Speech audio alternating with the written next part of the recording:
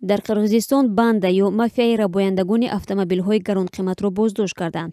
Хабаргузории Русияи Интерфакс авохири ҳафтаи гузашта аз қабли мақомот дар вазорати умури дохилии Қирғизистон аз боздошти гурӯҳи ҷиноии фаромилӣ иборат аз шаҳрвандони Русия ва Қирғизистон хабар додааст.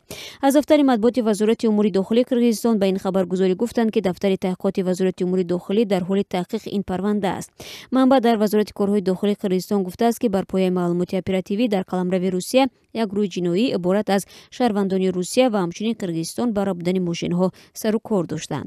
Манбаъи ин хабаргузорӣ гуфтааст, ки аъзои ин гурӯҳи ҷиноятӣ ба ҷаъли санадҳои васоили нақлиёти рабудашуда дар қаламрави Иттиҳоди иқтисодии Авросиё сару кор доштанд. Илова бар ин, бо кӯмаки бархе аз кормандони ниҳодҳои давлатӣ мошинҳоро ба таври ғайриқонунӣ аз марзи Қирғизистон гузаронданд.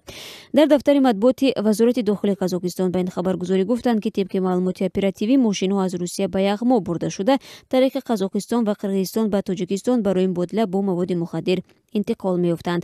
Ба гуфтаи манбаъ, таҳқиқот 38 мавриди интиқоли ғайриқонуниро ошкор кардааст. Мақомоти вазорати умури дохилии Қирғизистон гуфтанд, ки бештари васоили нақлиёти рабудашуда мошинҳои нави Lexus, Toyota, Mercedes, Volkswagen ҳастанд ва дар миёни онҳо мошинҳои рабудашуда аз қаламрави Гурҷистон ба Қирғизистон низ мебошанд.